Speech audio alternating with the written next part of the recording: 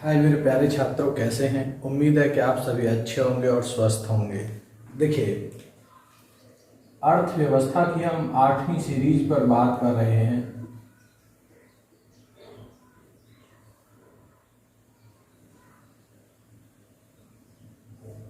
Economy की हम 8th series पर बात कर रहे हैं और इसमें भी हम जो बात कर रहे थे, वित्तीय बाजार की बात कर रहे थे, फाइनेंशियल मार्केट की बात कर रहे थे। और वित्तीय बाजार में भी ये थर्ड क्लास है, फाइनेंशियल मार्केट।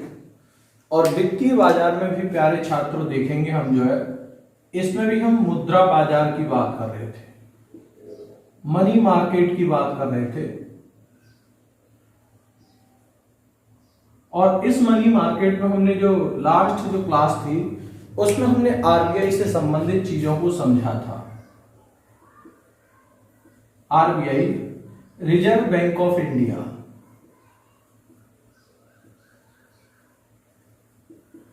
इसको हमने जो था लास्ट क्लास में पढ़ा था। और मेरे प्यारे छात्रों, इसमें हम एक नीति पढ़ रहे थे, मौद्रिक नीति, मॉनेटरी पॉलिसी। आज हम इस क्लास में उसी को विस्तार से चर्चा करेंगे।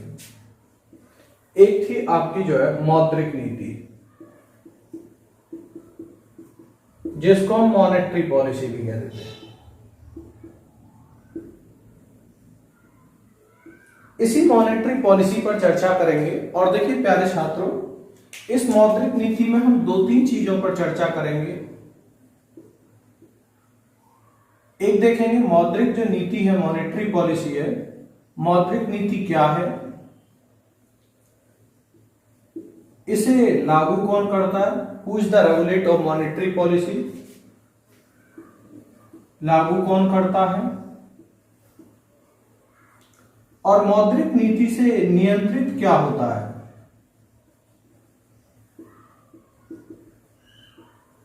नियंत्रण क्या।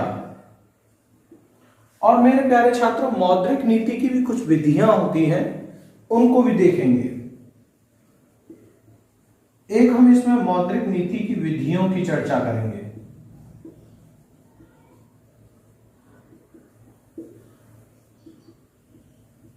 तो आज की जो क्लास है, हम अपनी इन सभी चीजों पर चर्चा करेंगे और बहुत ही विस्तार से मौद्रिक नीति को देखेंगे, मॉनेटरी पॉलिसी को।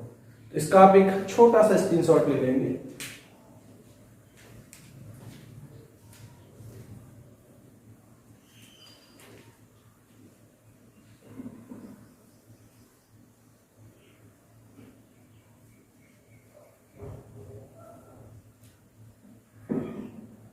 चलिए देखें, बात करते हैं मौद्रिक नीति है क्या। देखिए, जैसे बाजार में कभी महंगाई होती है और कभी ये भी रहता है, मंदी की स्थिति भी आती है, नहीं उतार चढ़ाव की स्थिति रहती है। तो ये एक तरह से उसको नियंत्रित करने की एक विधि है। और ये कैसे नियंत्रित करते हैं, हम इसमें उस चीज को देखते हैं। सबसे पहले हम इसमें बात करते हैं मौद्रिक नीति के जो कुछ टूल्स होते हैं, कुछ इसके औजार होते हैं। सबसे पहले हम उसको देखते हैं। देखिए, पहला पॉइंट ध्यान देंगे इसमें जो है मौद्रिक नीति। ये जो है एक नाम सुना होगा, मनी इन्फ्लेशन, मुद्रास्फीति।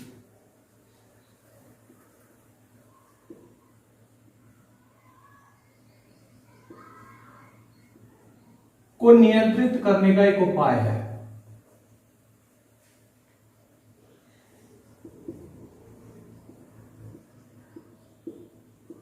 दूसरी बात मेरे प्यारे छात्रों याद रखेंगे,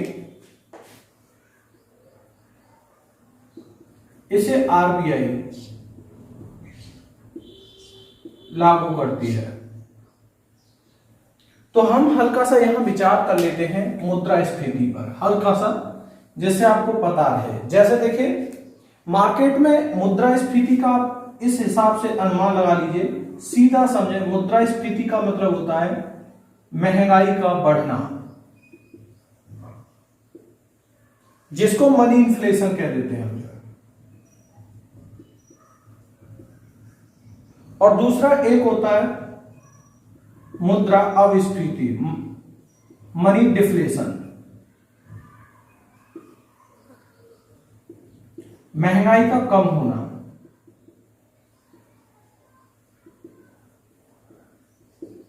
ये देखिए दो स्थितियां होती हैं। जब महंगाई बढ़ती है तो हम उसको मुद्रास्फीति कह देते हैं, और जब महंगाई कम होती है तो मुद्रा अविस्फीति कह देते हैं। और इन्हीं दोनों के जो संदर्भ में जो है आरबीआई एक पॉलिसी लागू करती है जिसको मौद्रिक नीति, मॉनेटरी पॉलिसी कहते हैं। अब हमें इसी मौद्रिक नीति को जानना है कि मौद्रिक नीति होती क्या है और किस तरह से ये बनती है। देखिए, मौद्रिक नीति में दो प्रकार के औजार होते हैं, टूल्स होते हैं, जिसमें हम एक कहते हैं संख्यात्मक टूल्स होते हैं और जिनको हम क्वांटिटेटिव कह देते हैं, और दूसरे होते हैं आपके नीतिगत होते हैं या जिनको हम गुणात्मक कह देते हैं, क्वालिटेटिव कह देते हैं। तो अब हमें यही समझना है कि ये दोनों हैं क्या। तो यहां पहला पॉइंट आपको ध्यान देना मेरे प्यारे छात्रों,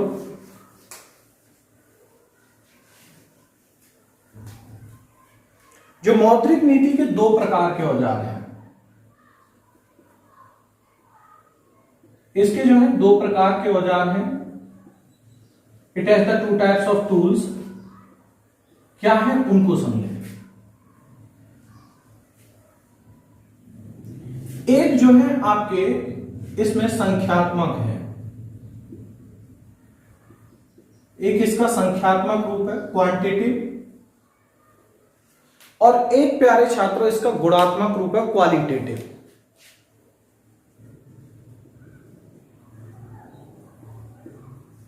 देखिए, जब कभी भी हम महंगाई को कुछ प्रतिशत में, परसेंटेज में परिवर्तन करके कम कर रहे हैं तो ऐसी स्थिति को हम संख्यात्मक रूप में जानेंगे।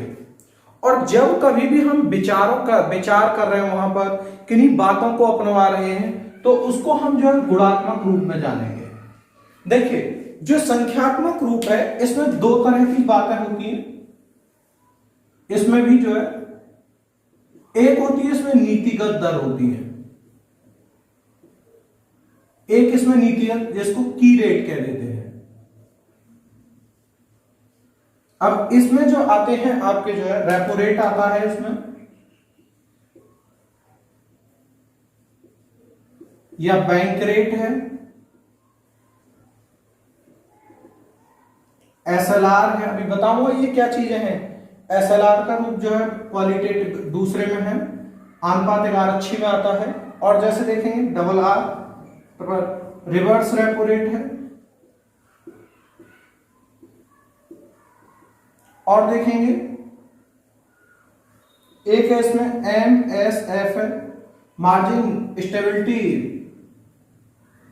एक एमएसएफ है इसमें, margin stability facility.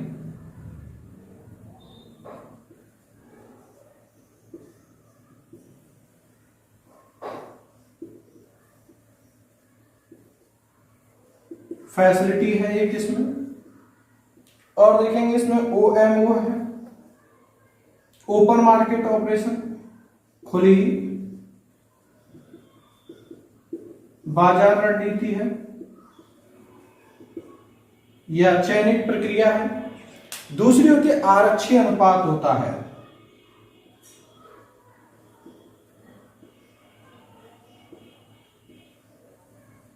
Reserve ratio,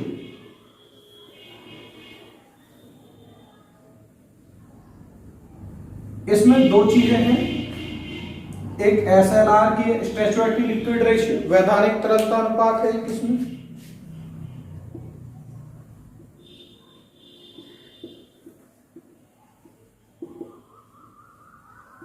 दूसरा एक इसमें जो है एससीआरआर, कैश रिजर्व रेशियो।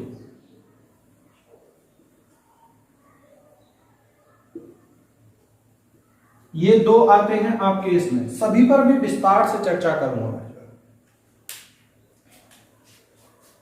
इसमें देखेंगे आप जो है, देखिए एक बात ध्यान रखेंगे, प्रश्न इस तरह से पूछा जाएगा, निम्नलिखित मौद्रिक नीति का, इसमें से दे देगा ट्रिपल आर, किसका भाग है, नीतिगत का, आरक्षी का है या गुणात्मक रूप का है। तो यहां याद रखेंगे नीतिगत का है। एक जैसे देखेंगे मार्जिन मनी में प्रत्यक्ष बदलाव आता है एक इसमें,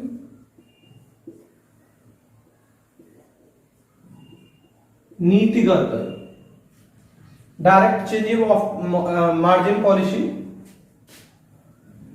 नीतिगत बातें, या इसको स्वरूप भी कह देते हैं हम, एक इसमें ये आता है। और देखें चयनात्मक साख नियंत्रण विधि है एक इसमें,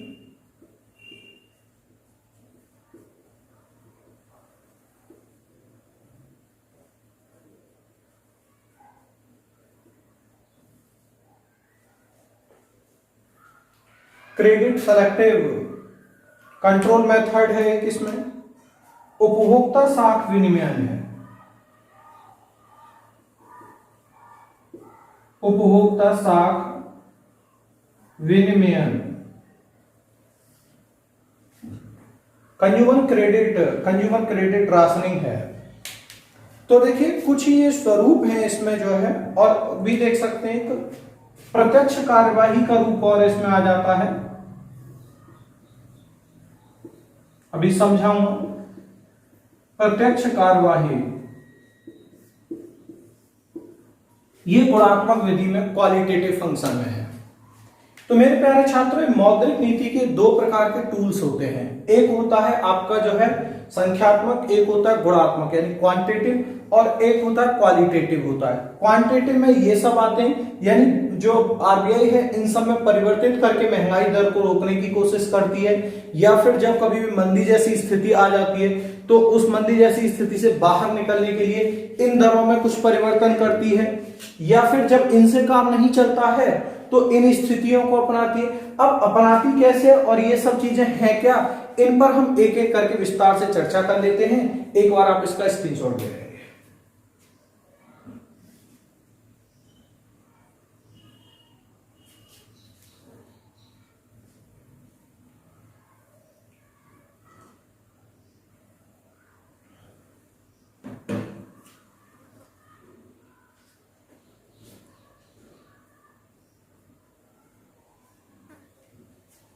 चलिए अब सबसे पहले हम इन सभी चीजों को समझते हैं और उसके बाद में हम सभी चीजों पर चर्चा करते हैं साथ साथ। सबसे पहले हम संख्यात्मक विधि है इस पर बात कर रहे हैं, इसको हम डिटेल से समझने की कोशिश करते हैं। देखिए मेरे प्यारे छात्रों, सबसे पहले होता है उपभोक्ता, सबसे नीचे श्रेणी में होता है एक उपभोक्ता होता है, कंज्यूमर। जैसे मैं और आप हैं, सभी उपभोक्ता हैं, कंज्यूमर जो चीजों का उपभोग करता है, और जो उपभोक्ता ही होता है वही किसी चीज की डिमांड करता है। अब जैसे मुझे पैसे चाहिए तो मैं बैंक के पास में जाऊंगा, डायरेक्ट आरबीआई के पास तो नहीं जा सकता, तो मैं जो है एक अनुसूचित बैंक जो शेड्यूल्ड बैंक हैं उनसे जुड़ा हुआ हूं। शेड्यूल्ड बैंक क्या होंगी, आरबीआई से जुड़ी हुई होंगी। तो ये क्या है, एक तरह से सब चैन है। तो उसी चैन को हम जो है पूर्ण रूप से पहले देखते हैं। जो है जैसे सबसे पहले होता है उपभोक्ता होता है, कंज्यूमर होता है, और जो कंज्यूमर होते हैं वह आपके अनुसूचित बैंकों से जुड़े होते हैं, शेड्यूल्ड बैंक। ये जो है आपके अनुसूचित बैंक, शेड्यूल्ड बैंक से जुड़े होते हैं। मैं पहले बता चुका हूं, शेड्यूल्ड बैंक ऐसे बैंक हैं जो आरबीआई एक्ट 1934 अधिनियम की धारा 2 में रजिस्टर्ड हैं। तो वो सभी जो है आपके अनुसूचित बैंक हैं। तो कोई भी उपभोक्ता जो होता है अनुसूचित बैंक से जुड़ा होता है। जो अनुसूचित बैंक होती हैं ये सब जुड़ी हुई होती हैं आरबीआई से, रिजर्व बैंक ऑफ इंडिया से जुड़ी होती है।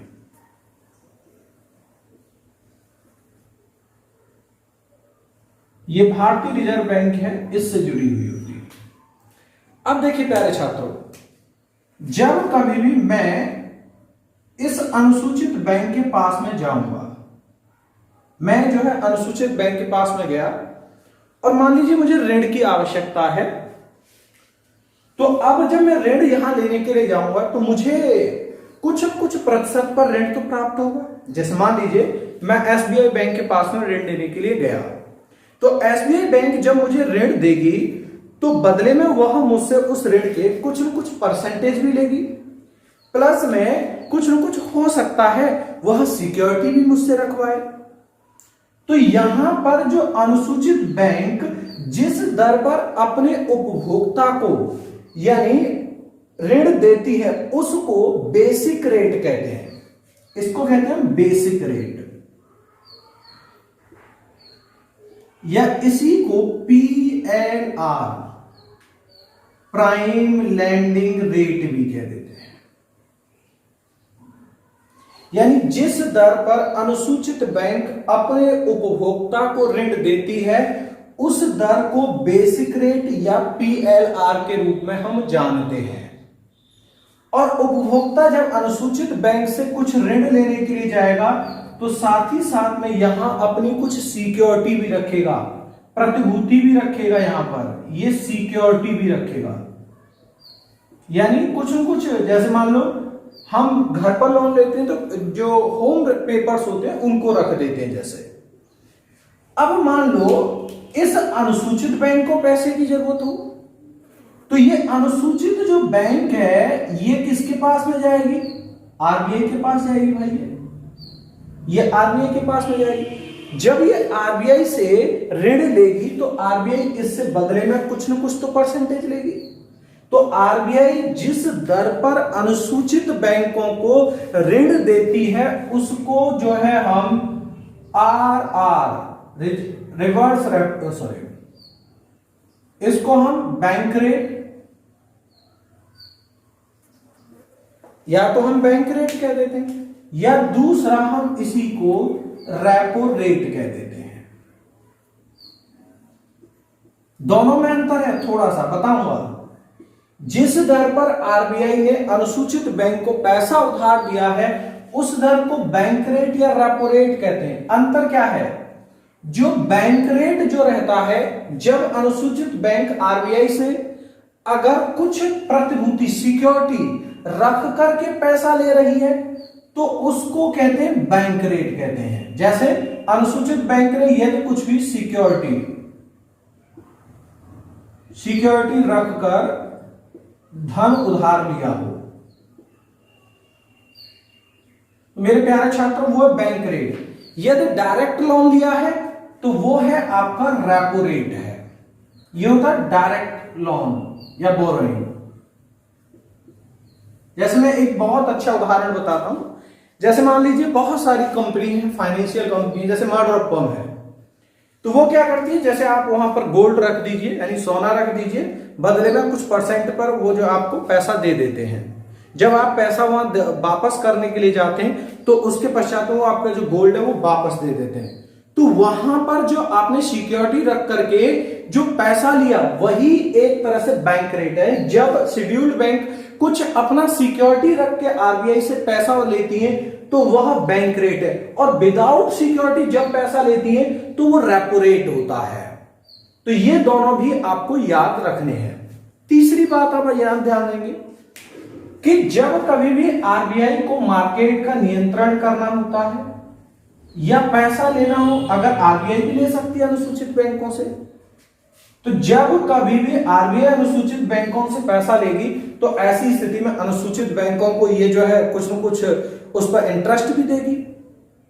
तो उसको हम कहते हैं RRR कहते हैं, रिवर्स रेपो रेट कहते हैं,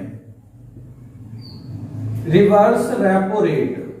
ध्यान देंगे, जिस दर पर RBI अनुसूचित बैंक से ऋण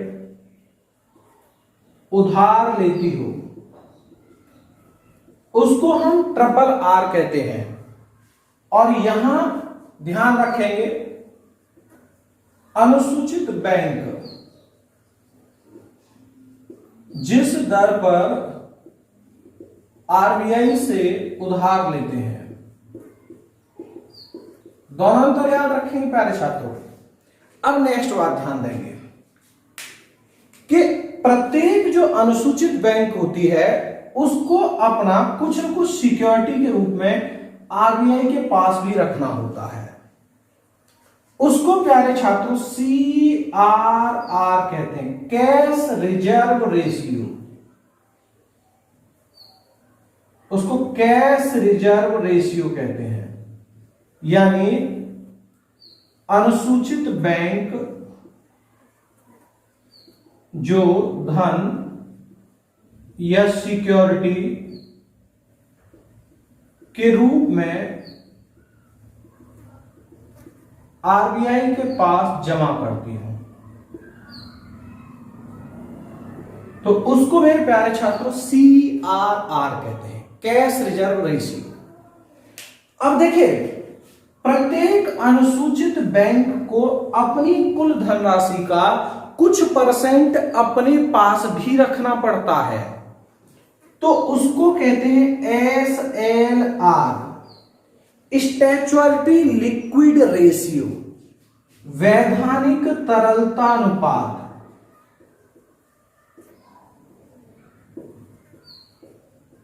याद रखेंगे, अनुसूचित बैंक अपनी धनराशि का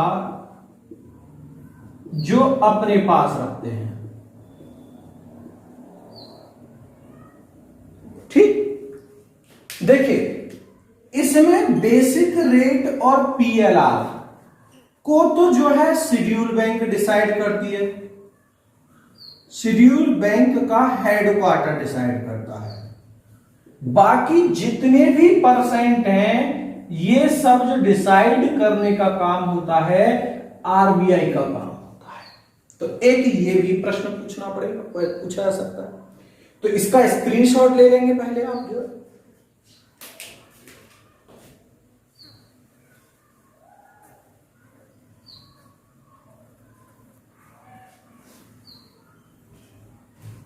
अब देखिए, यहां ये बात समझ में आया। अब पहले हमने इन चीजों को समझ लिया है, अब हम ये समझते हैं कि मॉनेटरी पॉलिसी में इन सब का योगदान क्या है। अब हम यहां पर बात करते हैं जो है। चलिए,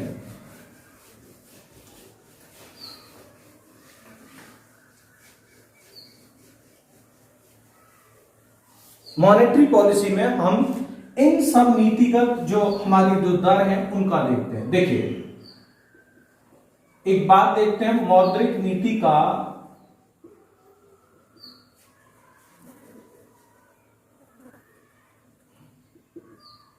मुद्रास्फीति या बाजार पर प्रभाव।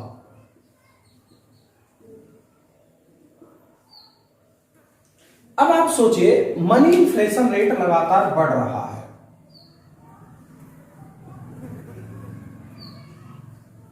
मनी इन्फ्लेशन रेट बढ़ रहा है, यानी महंगाई बढ़ रही है। अब महंगाई जब बढ़ रही होगी तो इसका मतलब क्या है, डिमांड ज्यादा है, डिमांड ज्यादा। अब डिमांड ज्यादा होगी तो इसका मतलब ये खरीदने वाले भी ज्यादा हैं।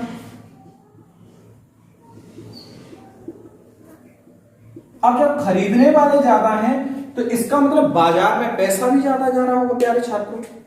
इसका मतलब क्या है, बाजार में मुद्रा का बहाव अधिक है, फ्लो ऑफ मनी, और इसी कारण से महंगाई बढ़ रही है। अब हमें किसी भी तरह से इस मुद्रा के जो बहाव है इसको कम करना है। तो अब इसमें क्या होता है, मौद्रिक नीति के अंतर्गत क्या होगा कि जितने भी रेट होंगे उन सबको बढ़ा दिया जाएगा। जैसे आइए बात कर लेते हैं, जैसे आप देखें प्यारे छात्रों, जैसे बैंक रेट है और आपका रेपो रेट था। अब मान लो बैंक रेट और रेपो रेट में आरबीआई क्या कर दे, वृद्धि कर दे। बैंक रेट और रेपो रेट में आरबीआई के द्वारा वृद्धि कर दी जाए। अब जब मेरे प्यारे छात्रों, जब आरबीआई में वृद्धि कर देगी, मान लीजिए पहले 5% था, मान लीजिए पहले मान लीजिए 4% था, अब मान लीजिए 6% कर दिया। मैं आपको बता रहा हूं उदाहरण के तौर पर। तो अब आप सोचें जो अनुसूचित बैंक होंगे उनको ऋण सस्ता मिलेगा, महंगा महंगा मिलेगा। तो भाई अब इससे क्या होगा, जो अनुसूचित बैंक हैं, अनुसूचित बैंक को ऋण महंगा प्राप्त होगा।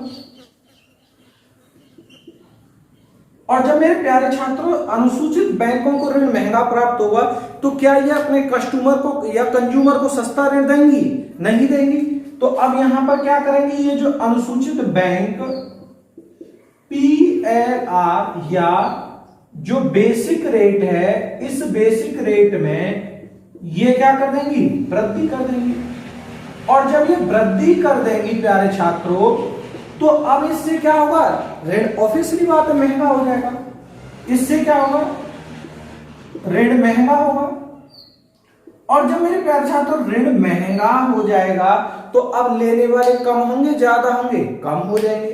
तो ऋण महंगा होगा तो कम लोग ऋण लेंगे। और जब कम लोग ऋण लेंगे मेरे प्यारे छात्रों, तो अब इससे एक बात और निकल के आई कि बाजार में मुद्रा का बहाव कम, बाजार में मुद्रा का जो बहाव होगा वो क्या हो जाएगा, कम हो जाएगा। और जब बाजार में मुद्रा का बहाव कम होगा तो इससे मेरे प्यारे छात्रों जो डिमांड है वो भी क्या हो जाएगी, कम आ जाएगी। तो ये स्थितियां हो जाएंगी यहां पर जो है।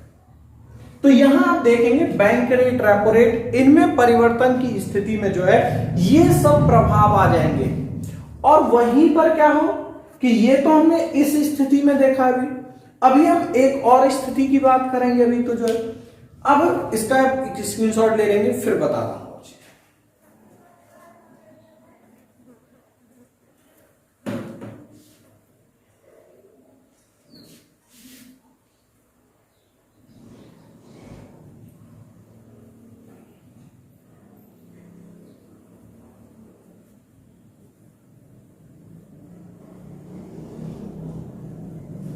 चलिए देखें, रफ कर रहा हूं मैं इसको, जो है ध्यान देंगे।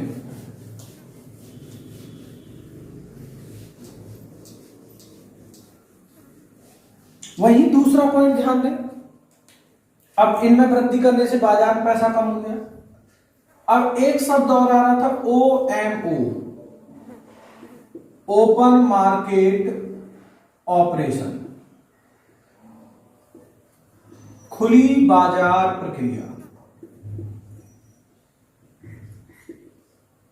यह भी एक पार्ट किसका था, अभी बताया था, मौद्रिक नीति का। इसमें आरबीआई क्या करती है, या तो सिक्योरिटी पेपर या ट्रेजरी पेपर को जारी करती है। ध्यान देंगे मेरे प्यारे छात्रों, इसमें आरबीआई सिक्योरिटी पेपर या ट्रेजरी पेपर को खरीदती है या बेचती है। अब कब खरीदेगी बेचेगी कब, उसकी बात करें। और आरबीआई जो खरीदती बेचती है डायरेक्ट नहीं, अनुसूचित बैंक के माध्यम से ऐसा करती है, ये याद रखेंगे। Medium by the scheduled bank कब खरीदेगी कब बेचेगी, ध्यान दें। अब मान लीजिए महंगाई बढ़ रही है, महंगाई बढ़ रही, तो महंगाई बढ़ रही है तो इसका मतलब क्या है, मुद्रा का बाजार में बहाव ज्यादा है।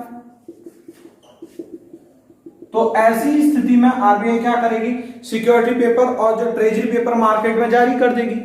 तो उससे क्या होगा, लोग इनको खरीदेंगे, बाजार में जो मार्केटर्स होगा उनको खरीदेगा। अब जब खरीदेगा तो पेपर के बदले में जो करेंसी होगी उसको बैंक के पास में जमा कर देगा।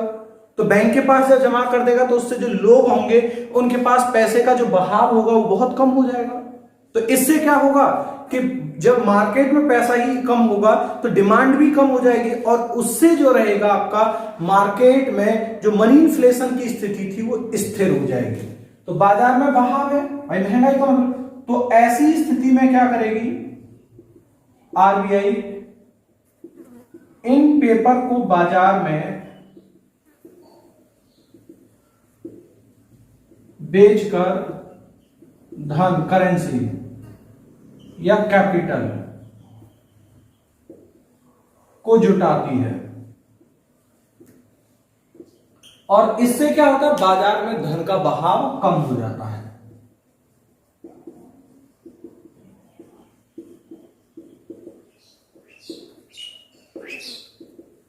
धन का बहाव कम और नियंत्रण कर लिया था। स्क्रीनशॉट ले लेंगे इसका एक। वही दूसरी ओर अब पेपरों को खरीदती कब है उसको भी देखते हैं। भाई देखें, खुली बाजार प्रक्रिया में सिक्योरिटी या ट्रेजरी बिल में पिछली क्लास में पढ़ा चुका हूं। अब मान लीजिए सिक्योरिटी पेपर या जो ट्रेजरी बिल है, आरबीआई मान लीजिए खरीद रही है, तो खरीदेगी कब, जब यानी अब खरीद रही तो उसका मतलब पैसे का फ्लो मार्केट में ज्यादा करेगी, खरीदेगी तो पैसे को ज्यादा दे रही है। तो दूसरी स्थिति यानी जब मंदी जैसी स्थिति या बाजार में धन की कमी होती है, तो इस स्थिति में क्या करेगी, पेपर को खरीद लेगी। और जब पेपर खरीद लिए जाएंगे तो इससे क्या होगा, बाजार में धन का बहाव होगा, फ्लो ऑफ मनी। और जब धन का बहाव होगा तो ऐसी स्थिति में लोगों के पास धन होगा। लोगों के पास जब धन होगा तो इससे मेरे प्यारे छात्र दोबारा से डिमांड होगी और मार्केट सर्कुलेट होगा। बाजार का जो स्वरूप है वो चलने लगेगा। तो एक ये स्वरूप होता है, इसका भी एक स्क्रीनशॉट लेंगे।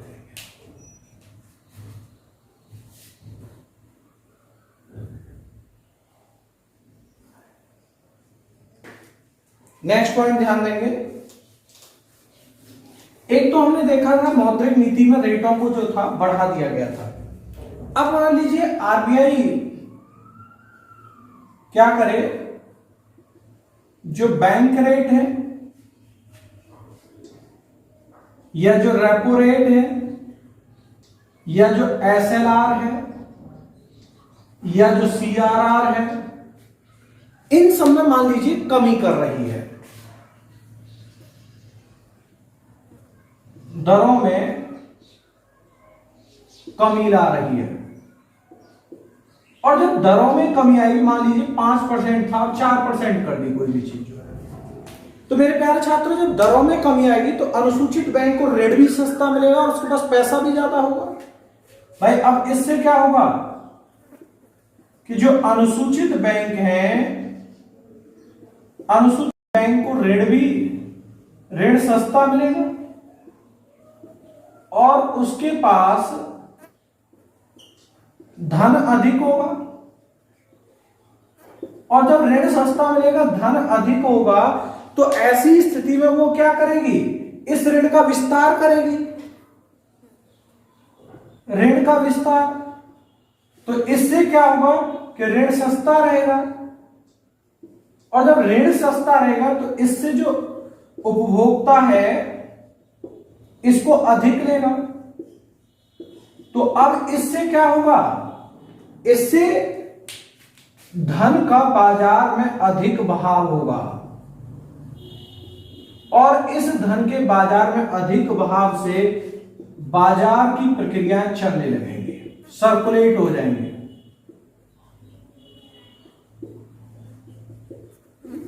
तो मौद्रिक नीति में यह भी स्वरूप होता है, जब कभी मंदी जैसी स्थितियां आती हैं या फिर जब कभी भी जो आपकी मार्केट सर्कुलेट नहीं होता है, तो आरबीआई इन सब स्थितियों में कमी करने लग जाती है। तो जब इन सब स्थितियों में कमी कर रही होती है तो यह भी एक मौद्रिक नीति का भाग होता है।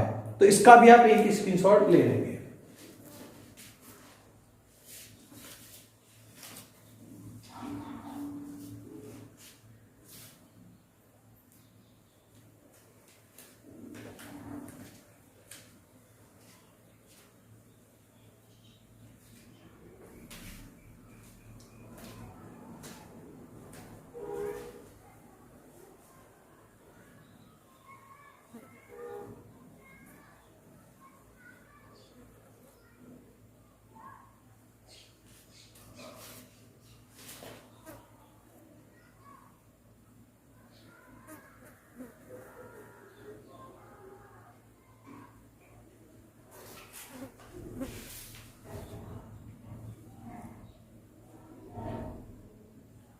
चलिए नेक्स्ट देखते हैं। संख्यात्मक में एक और था MSF, मार्जिनल स्टैंडिंग फैसिलिटी। उसको और देख लेते हैं कि ये क्या होता है। MSF, marginal standing facility. देखिए ये भी एक प्रकार का परसेंटेज होता है या रेट होता है। जब कभी भी आरबीआई से अनुसूचित बैंकों को शॉर्ट टर्म के लिए पैसा चाहिए होता है, तो उस समय जो आरबीआई शॉर्ट टर्म के लिए जिस दर पर पैसा देती है उसको MSF कहते हैं। उसको जो है ध्यान देंगे पहली बार, इसके माध्यम से शेड्यूल्ड बैंक अल्पकालिक शॉर्ट टर्म समय के लिए आरबीआई से ऋण ले सकते हैं। और शॉर्ट टर्म प्यारे छात्रों ये होता है 1 डे होता है, एक दिन के लिए। ऐसी कब जरूरत पड़ती है?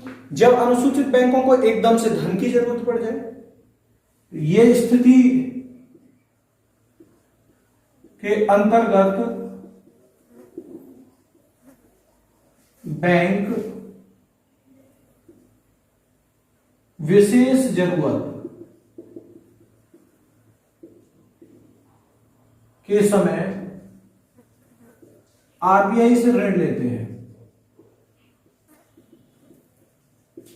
और देखिए जो अनुसूचित बैंक की जितनी धनराशि है उसका 1% ही, जो शेड्यूल्ड बैंक है, अनुसूचित बैंक है, जिनकी कुल धनराशि है उसका 1% ही केवल इसके अंतर्गत जो है ऋण मिल सकता है।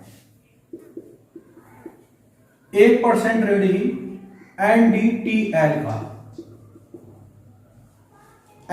का 1% नेट डिमांड जो आपकी इनकी टाइम लायबिलिटी है, इसका केवल 1% ऋण ही मिल सकता है MSF के अंतर्गत। तो इसका भी आप एक स्क्रीनशॉट ले लेंगे।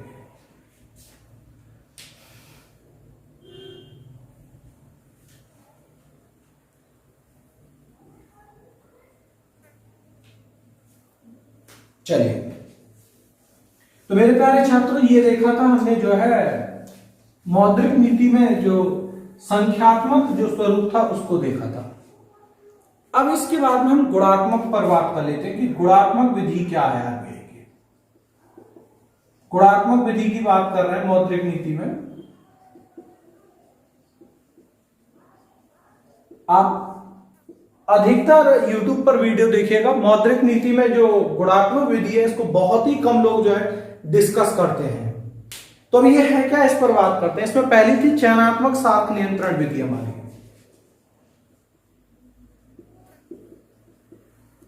चयनात्मक साख नियंत्रण,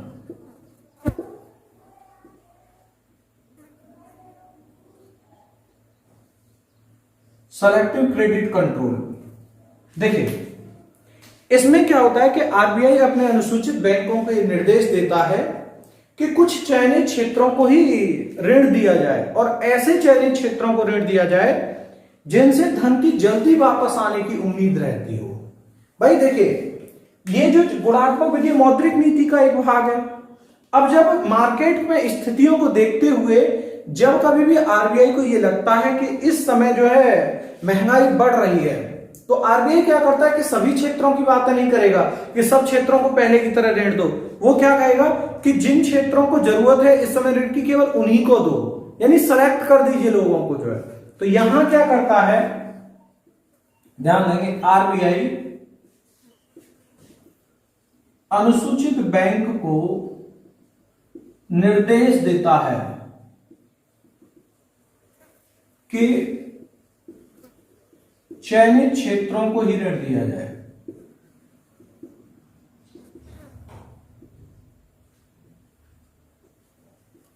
जैसे मेरे प्यारे छात्रों हम कह सकते हैं कृषि, एग्रीकल्चर, शिक्षा जगत, उद्योग इंडस्ट्री, तो ये उस समय कुछ चयनित क्षेत्र होते हैं, उन्हीं को ही बातें करता है। जैसे हम कह सकते हैं आधारभूत संरचना, इंफ्रास्ट्रक्चर, इंफ्रास्ट्रक्चर की कहेगा, इसमें दीजिए इंफ्रास्ट्रक्चर में 3 चीजें आती हैं, याद रखिएगा। एक इसमें सड़क, रोड आता है, पानी, वाटर आता है एक आपका, एक बिजली। कहता है इन क्षेत्रों में पैसा दीजिए। तो ये होती है चयनात्मक साख नियंत्रण विधि। इसका स्क्रीनशॉट ले।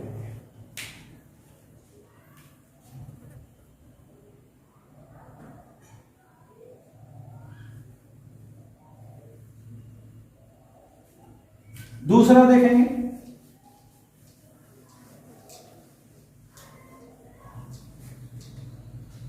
मार्जिन मनी में प्रत्यक्ष बदलाव। ये क्या था, इसको समझेंगे।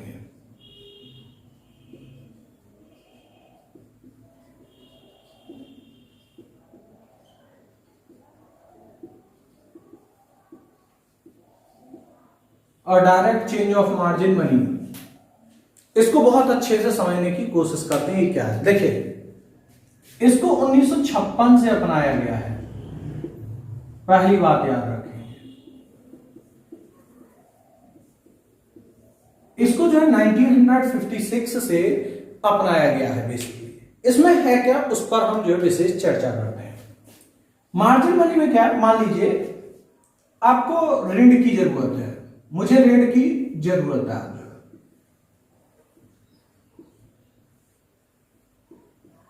और मैं बैंक के पास में जाता हूं। मैं एक बैंक के पास में गया, भाई मुझे 10 लाख रुपए की जरूरत है और मुझे ऋण दे दीजिए। तो आरबीआई क्या करेगा, आपसे कहेगा कि भाई ऋण लेने के लिए आप कोई किसी चीज के पेपर या एज ए सिक्योरिटी दिखाइए।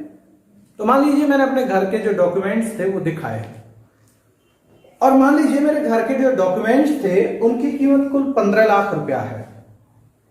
तो आरबीआई कहेगा कि इस समय भाई 30% मार्जिन रेट चल रहा है और 30% काट करके आपकी जो कुल प्रॉपर्टी रेट का हम आपको ऋण दे देंगे।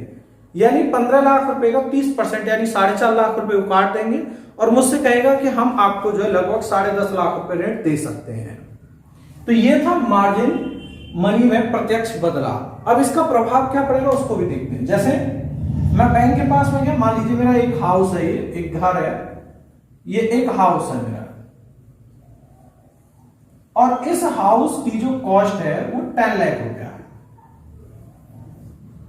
10 लाख है। अब मैं गया कि मुझे इस पर पैसा चाहिए, मान लीजिए 10 लाख का। आरबीआई ने कहा कि भाई हम आपको 30% मार्जिन रेट पर पैसा दे सकते हैं। तो वो क्या करेगा, 30% पैसा काटेगा, यानी 3 लाख रुपया। देख लीजिएगा, 3 लाख रुपया काटेगा, और मुझे मेरे घर पर 7 लाख रुपया दे देगा। तो ये होता है मार्जिन मनी में प्रत्यक्ष बदलाव। अब बदलाव क्या होगा, अब मान लीजिए ये मार्जिन रेट कम कर दिया जाए। अब मान लीजिए पहले 30% था, 20% कर दिया जाए, 10% कर दिया जाए। तो जब मार्जिन रेट में कमी आ जाएगी, तो मार्जिन रेट में कमी आने से क्या होगा, ऋण अधिक प्राप्त हो जाएगा। ऋण जो रहेगा वो अधिक मिलेगा, लोन ज्यादा मिल जाएगा। अब जब लोन ज्यादा मिलेगा तो ऐसी स्थिति में जो बाजार में मुद्रा का बहाव भी ज्यादा हो जाएगा,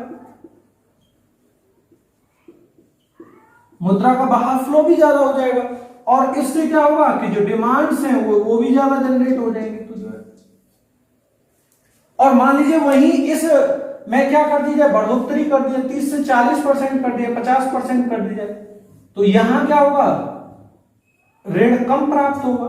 और जब ऋण कम प्राप्त होगा तो मेरे प्यारे छात्रों, यहां आपको पता ही है कि बाजार में मुद्रा का बहाव कम होगा, उससे जो बहाव कम, और इससे जो डिमांड्स है वो भी कम होगी, ये भी कम रहेगी जो है।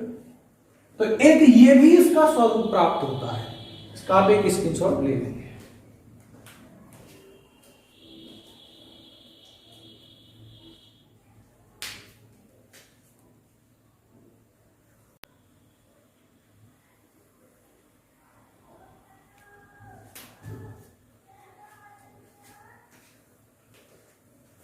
नेक्स्ट देखेंगे हम इसके बाद में,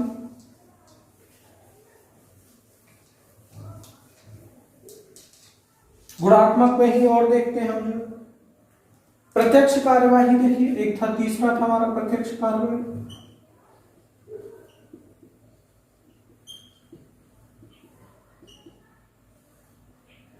एक प्रत्यक्ष कार्रवाई था। अब देखिए मान लीजिए आरबीआई को लगता है कि किसी इंडस्ट्री को पैसा दिया गया था, वहां से पैसा लौट करके नहीं आया है, तो ऐसी स्थिति में आरबीआई क्या है, अपने अनुसूचित बैंक को ये निर्देश देगा कि भाई आप इस क्षेत्र को पैसा न दें या इस क्षेत्र से आप लेन देन न करें, क्योंकि इस क्षेत्र से जो धन है वो पहले से नहीं लौट के आया है। तो यहां प्रत्यक्ष कार्रवाई में क्या है कि आरबीआई अनुसूचित बैंक को लेन देन के संपर्क में भी या संबंध में भी निर्देश दे सकता है। यहां पर जो है डायरेक्ट कार्यवाही में जो है। और देखेंगे नैतिक सलाह की बात करते हैं हम जो है, मॉरलिटी। एक हम नैतिक सलाह की भी बात कर लेते हैं। बैंक से कहेगा कि भाई अभी किन क्षेत्रों को देखिए पैसे की जरूरत है, आप उनका सहयोग करिए। अब जब महंगाई की स्थिति होगी तो उसमें ये कहेगा भाई लोन कम दो। जब मंदी जैसी स्थिति है तो भाई उसमें आरबीआई अनुसूचित बैंकों से कहेगा भाई पैसा ज्यादा दो मार्केट में, मार्केट का सर्कुलेट करो। तो ये क्या है, नैतिक कार्यवाही है। इसमें क्या करेगा कि जो आर्थिक क्षेत्रों को सहयोग करने की अपील करेगा।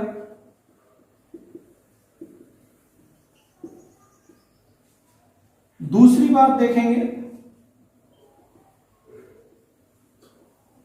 महंगाई के समय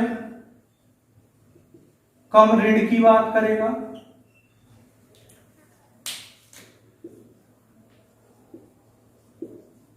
मंदी के समय ऋण ज्यादा देने की बात करें। तो ये मॉरलिटी स्वरूप है ये जो है, तो इनको भी ध्यान रखेंगे जो है। इसका भी एक स्क्रीनशॉट ले लेंगे।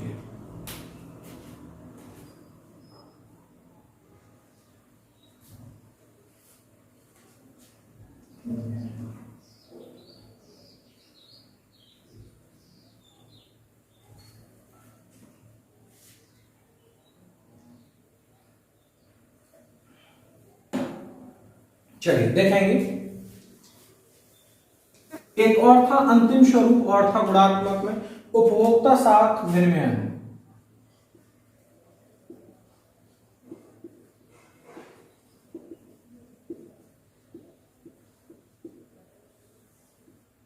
Consumer credit rationing. देखिए आरबीआई इसके अंतर्गत यह निर्देश दे सकता है कि भाई आप किसी एक पर्टिकुलर क्षेत्र को ऋण मत दीजिए। आरबीआई इसमें बताएगा कि जैसे ऋण का बंटवारा कर दीजिए। जैसे मान लीजिए 100% आप क्षेत्रों में ऋण दे रहे हैं, आरबीआई इसमें कहेगा भाई 30% आप एक काम करिए एग्रीकल्चर में दे दीजिए, 20% एक काम करिए आप इंफ्रास्ट्रक्चर को मजबूत करने के लिए दे दीजिए, फिर कहेगा एक काम करिए भाई 40% जो है इंडस्ट्री को मजबूत करने के लिए दे दीजिए।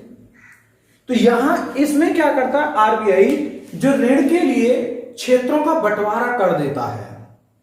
तो इससे क्या होगा कि सभी क्षेत्रों का विकास होने लगेगा। क्षेत्रों का विकास, किसी एक पर्टिकुलर क्षेत्र का विकास नहीं होगा इससे। फिर बात समझ में? तो मेरे प्यारे छात्रों, आज की क्लास में हमने मौद्रिक नीति की रणनीतियों को देखा है, और जो अगली क्लास है उसमें जो है हम पूंजी बाजार की बात करेंगे, जो है कैपिटल मार्केट। इस क्लास में जो हमने पूरा मुद्रा बाजार को देखा था और उनको सही रूप से पढ़ा। तब तक आप अपने आप को स्वस्थ रखें, सुरक्षित रखें। धन्यवाद।